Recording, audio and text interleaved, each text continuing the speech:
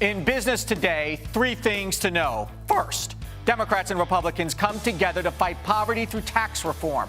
What's on the table in reimagining the earned income tax credit? Then, an all-night slumber party in the U.S. Senate over climate change. What did Democrats and Harry Reid accomplish? And the tug of war for your business, how the states are competing to bring small businesses and the jobs that come with them to their home. Arise Exchange for Tuesday starts now.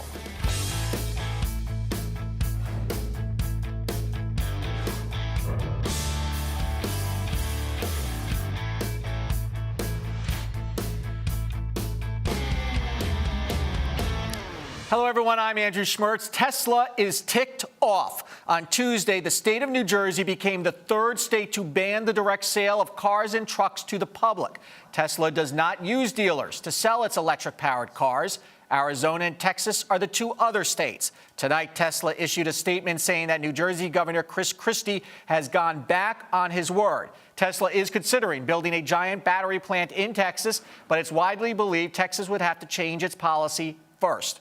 The news drove Tesla's shares down nearly 2% today, down 443 to 234.41. Tesla shares have been on a tear lately. The rest of the market also slid today as investors decided not to push the S&P 500 above a record high. Let's take a look at the final numbers. The Dow Jones Industrial Average closing down 67.62 to 16,351. S&P 500 backing off a record high to 1867. And the NASDAQ down 27.26 to 43.07. Taking a look at our top stocks, the battle, it seems, is over for now about the back and forth between Men's Warehouse and Joseph A. Bank. Men's Warehouse agreeing to buy rival Joseph A. Bank for $65 a share in cash. The companies agreed on a deal valuing Joseph A. Bank at $1.8 billion. Men's Warehouse closing up to $57 to $57.14. And Joseph A. Bank closing up to $39 to $64.22, near that $65 level, so the market may believe it's going to come together. And Plug Power stock took a big hit today, falling by more than 10% in early trading. This despite announcing last week it signed a deal with 6 distribution centers for Walmart. Plug closing eventually down 41% to $6.05. It was up 30% this week, by the way. Taking a look at gold, up $5.70 to $13.47. Oil back below the $100 mark, maybe as tensions in Crimea may be easing, down to $99.74.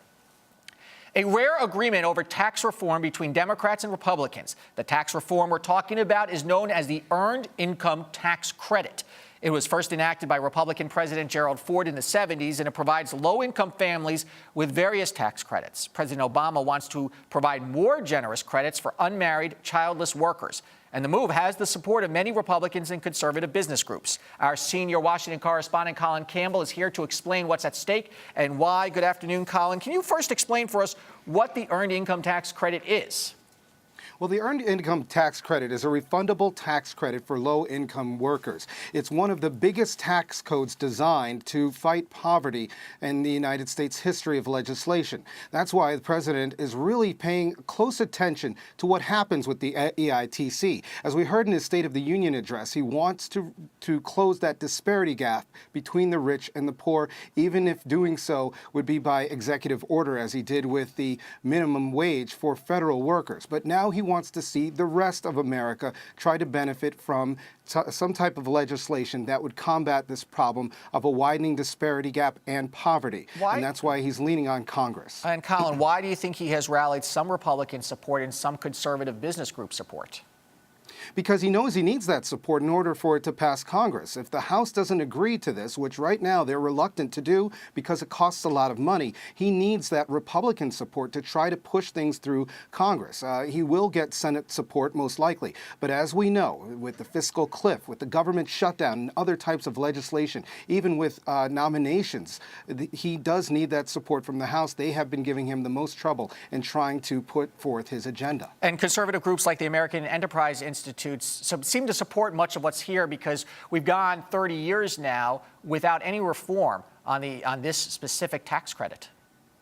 That's right. Well, both sides do agree to the EITC having some type of reform or modification, and usually it does pass through. But of course, the American Enterprise Institute does look at how much this will cost American taxpayers, and of course, this is going to be the biggest issue with trying to get this through Congress. Yeah, because everybody is calling, the Republicans are calling for either revenue cuts or revenue neutral tax issues. How many people could this possibly affect? This could affect nearly 8 million people could get a larger tax credit. Nearly 6 million people could be eligible for the tax credit for the first time. Now, the administration believes that about 500,000 people will actually be lifted out of poverty, and another 10 million will have impoverishment reduced for them. And I guess the theory among some business leaders as well is if you put more money in the hands of people, they're going to spend it, probably spend it on consumer staples, especially at the lower end of the poverty scale. That's right, the multiplying effect. If they have more money in their pocket, they'll put more back into the economy, and this will help the overall economy and the overall GDP for the U.S. All right, Colin Campbell, our senior Washington correspondent, thank you. You're welcome.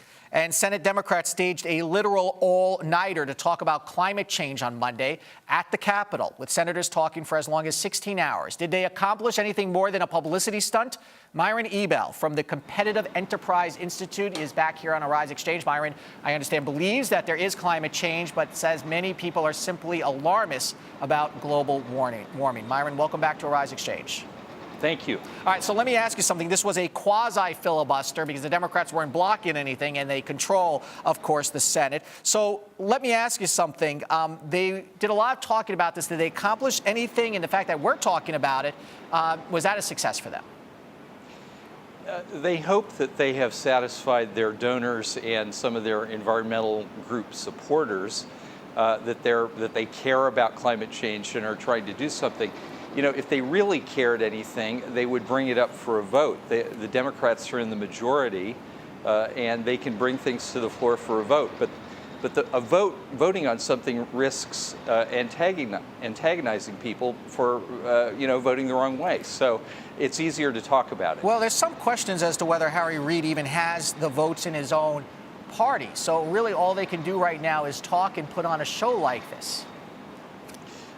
Yes, and I think, if Harry Reid, the Democratic Majority Leader, is correct that it is the greatest problem facing the world, and if Secretary of State John Kerry is correct and President Obama, then they really ought to be doing something more than talking about it. Well, let me ask you something, Myron. What is the balance here? Because on one hand, you say there are alarmists on global warming issues. On the other hand, if you look at a country like China, where they walk around with masks in many cases because of smog alerts, there clearly is a balance that has to be struck here. The world should be devoting its resources to real pollution, reducing real pollution like air pollution and water pollution. And in China, as China has gotten wealthier, they're starting to do that. And you'll see in the next 10, 20 years dramatic improvements in Chinese cities as they tackle real pollution problems. But the world's environmental problems have been ignored while this phantom of global warming as the greatest crisis ever to face the planet kind of rhetoric has taken over, and it's wasted huge resources and huge amounts of people's time. Well, there's a debate of the science, clearly. When you look at something like Hurricane Sandy, when you look at the extreme cold, there's a debate as to whether we are creating more extremes. But let me ask you this. There are Republicans who are on board with some of what the Democrats are proposing. There are some Republicans who support cap and trade. Is there a compromise here that you might think that might possibly get through Congress? No, there are very few Republicans. That even the ones that might be tempted have learned the lesson, as have the Democrats, that in 2009 the House Democrats in the majority narrowly passed cap and trade legislation, and they were soundly defeated in the 2010 election. About 24 House members from the coal belt, people who not only mine coal but use coal for electricity, were defeated. So they've learned that lesson. The fact is that in the Senate, these guys, the Democrats that talked all night, really don't know much about the climate science. The one Republican who spoke yesterday, Senator James Inhofe of Oklahoma, is the only member of the Senate who has ever bothered to learn anything about the science, and he actually knows what he's talking about. And he has opposed much of this. Yes, he in fact called global warming alarmism, not climate change, but global warming alarmism, the greatest hoax ever foisted on the American people. Myron, let me ask you something. Doesn't this administration deserve some credit because for the first time in decades, we're starting to build nuclear plants again, and there's an argument that nuclear power is perhaps the most green power out there, if provided nothing goes wrong? Well, we'll see. The nuclear industry has been trying to build new plants for a long, long time. And there are a couple now that are being built. And we'll see how that works out and how much they cost and how much the electricity that they produce is going to cost consumers. And let me ask you about the Keystone Pipeline and if there's been any movement here. The president has been dragging his feet on the issue, basically. And I say dragging his feet because it's a fair statement. He hasn't made any decision either way.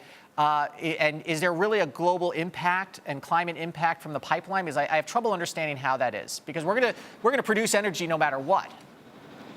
That's absolutely right. The State Department's environmental impact assessment has found that there will be no global impact on the climate or on the environment.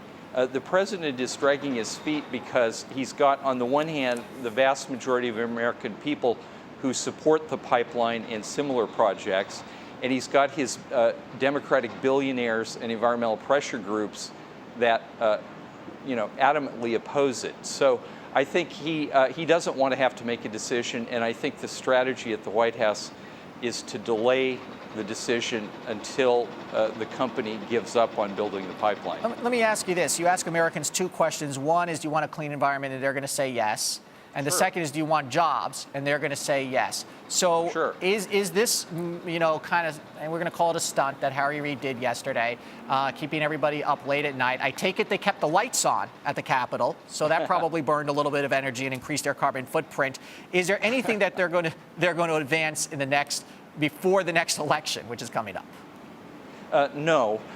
We can't have a clean environment and have a healthy economy. What we cannot have is a healthy economy and a whole bunch of global warming policies that ration energy and raise energy prices and have no impact on the climate. And so that is a really stark choice. The choice between a healthy environment and a healthy economy, that's not a stark choice. We can't have both. Okay, Myron Ebel from the Competitive Enterprise Institute from Washington, D.C. Thank you. Thank you. And coming up, we'll check global markets with Michael Wilson and the crackdown on the runaway car wash industry. Really, you're watching Arise Exchange.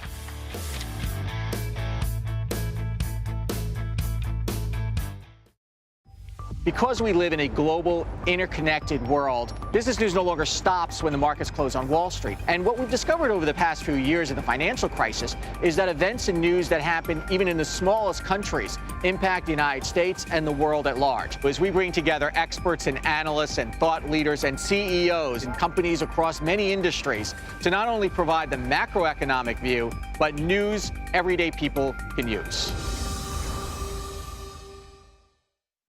News can definitely be improved when reflecting diversity. A lot of mainstream news, they don't dive into it. Who wants to hear about negativity all the time? They only show what they think people want to know and not what people really should know. World-based stories, that's what I enjoy the most. I think diversity of news is important to the world so that everybody will be aware of their surroundings and what is happening today. Arise News, every culture, every angle. Arise News is a different kind of network. We are able to tell our own stories, and we're able to cover stories in a way that other media outlets don't do. We've got world-class journalists, veteran journalists who have been in this industry for decades, not just in front of the camera, but behind the scenes as well. Arise News is a place where we can tell stories in an interesting, factual, inclusive way like no one else in the business can.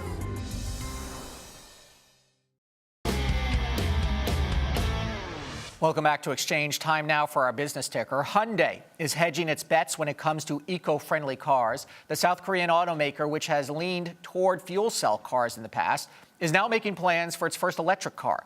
The announcement came today in South Korea at the launch of the Seoul Compact, a battery-powered version of Hyundai's affiliate Kia Motors. The car company plans to start selling its electric cars in 2016. Chobani, the yogurt maker that sponsored Team USA at the Olympics, is looking to sell a minority stake at about $2.5 billion. The New York-based company is working with Bank of America as it considers selling roughly 20% of its stake. Founded just 9 years ago, Chobani has helped make Greek yogurt a hit. It's not a staple among consumers, and it is now a staple among consumers, and is now selling the top-selling yogurt brand. It is now the top-selling yogurt brand. The company has $1 billion in revenues and 18.9% of the yogurt market. There's a boom in joint replacements in this country. Maybe you have one.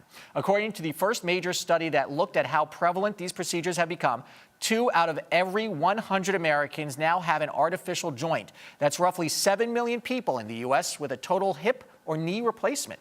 And the number is expected to grow because we're getting older, raising questions about how cost and how long the implants will last. Each replacement is about $20,000, but studies have suggested they save more because they reduce lost workdays.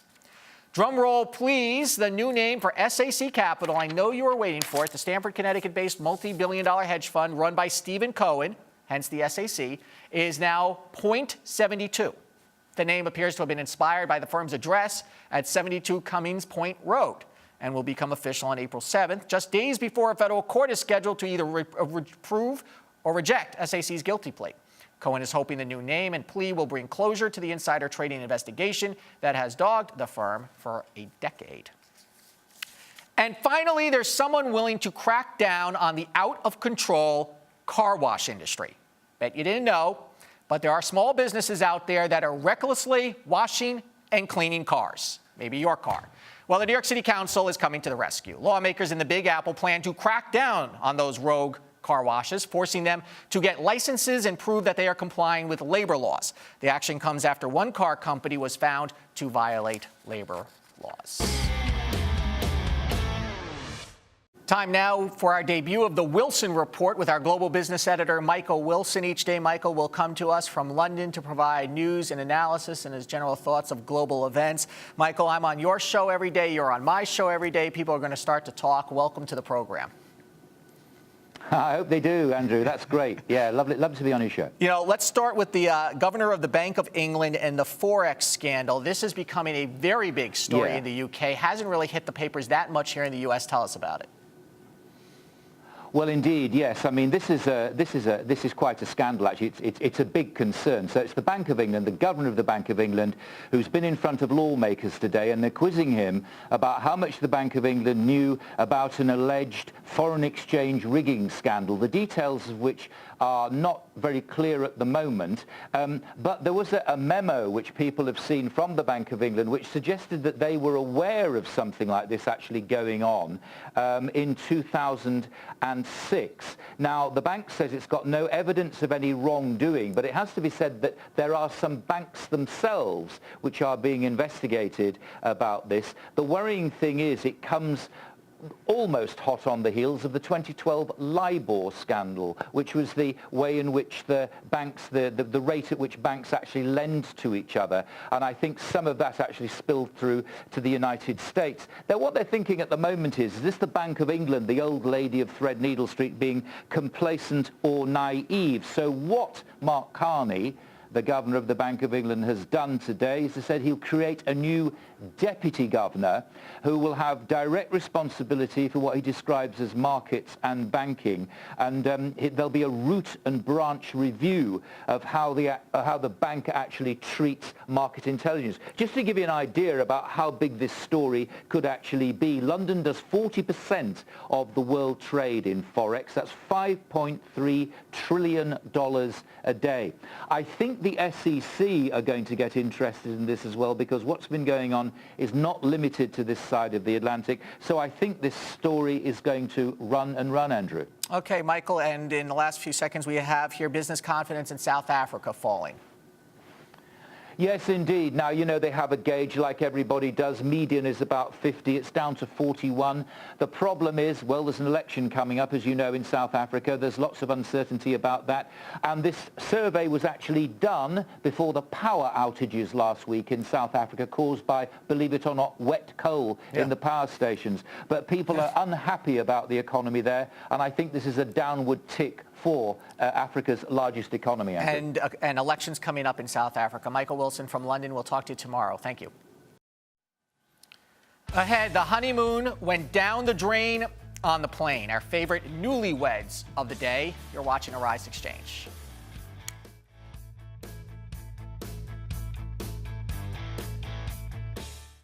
Well, Arise is the only network that really covers comprehensively the African diaspora. It gives people in other parts of the world of color a chance to know about people here in the United States, us to know about them, and the world to know about us.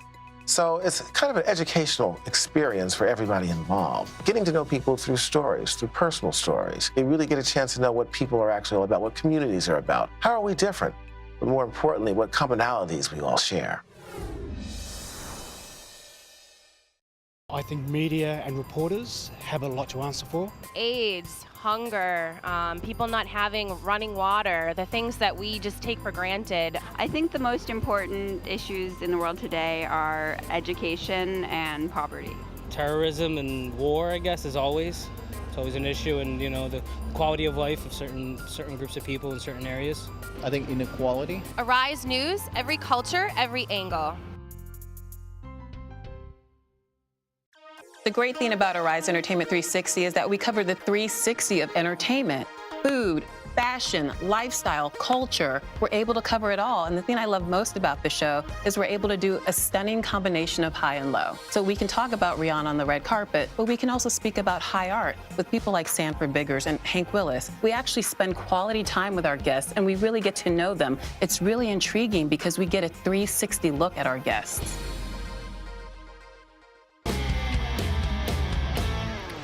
Time now for our favorite person of the day, when we pick one person who grabbed our attention and not for the right reasons. Today, it is a newly married man who got so drunk on the plane en route to his honeymoon getaway that the pilots had to divert and land.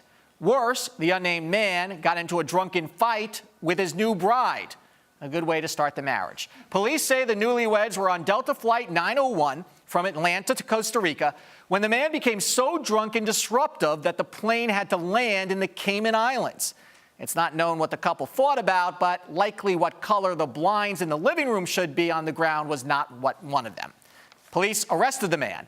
Now, the best part, his wife continued on to Costa Rica without him, where she apparently is enjoying the sun and drinks without her annoying drunken husband. Maybe she'll stop by Mexico on the way home for a quick divorce. We don't know his name, but the drunken groom is our favorite person of the day. Coming up, states are in a fight to gain your business, small businesses, how you could be the winner in this war between the states. You're watching Arise Exchange on the first anniversary of Arise America. Arise serves underserved communities by bringing them news, information, sports, and entertainment from places that are becoming part of the world economy, that are becoming a part of the world voice, and decisions that are affecting things in the world that people care about. They care about the economy. They care about safety and security. And if you come to Arise and you watch our broadcast, these are the things we're going to bring to you every day, 24 hours a day. I think that people in America do care about what happens throughout the world. Global warming is probably something that has to be addressed sooner rather than later. From Somalia and the genocide there, and that's something people don't know about. They have no idea the brevity of that situation. The first thing I think about when I think of Africa is like war and famine and disease. And right now with the tsunami that happened or the earthquakes in, Japan, we always look out for other people. Arise News, every culture, every angle. One of the great things about Arise Entertainment 360 is we have this Arise to Your Health segment, which really focuses on the holistic approach of being healthy. So we do everything from working out to juicing to getting in shape by doing fun exercises like bouncing on a trampoline or wearing these bouncy boots on our feet when we're jumping all over the set. We've done karate, we've danced the weight off, we've done just about everything. And of course, I love when we eat on set. But We do it in a very healthy and clean way.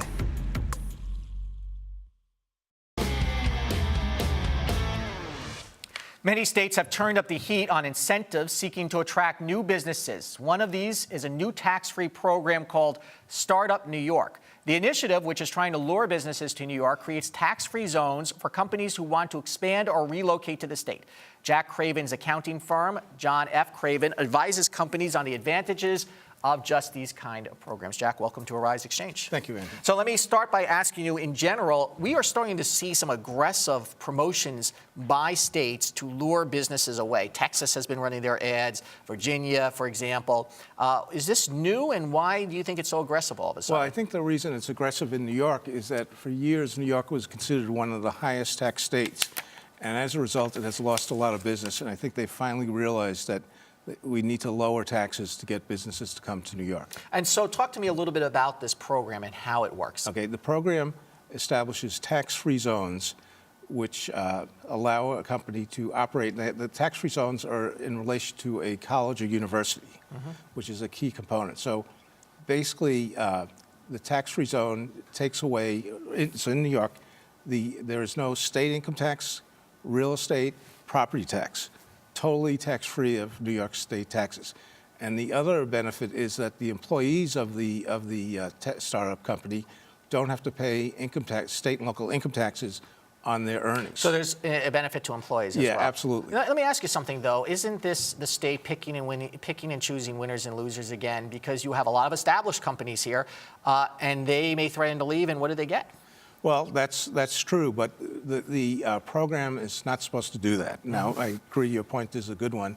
Also, the program is geared towards upstate New York. Upstate New York, places like Rochester, Syracuse, Buffalo, are very, very, very depressed.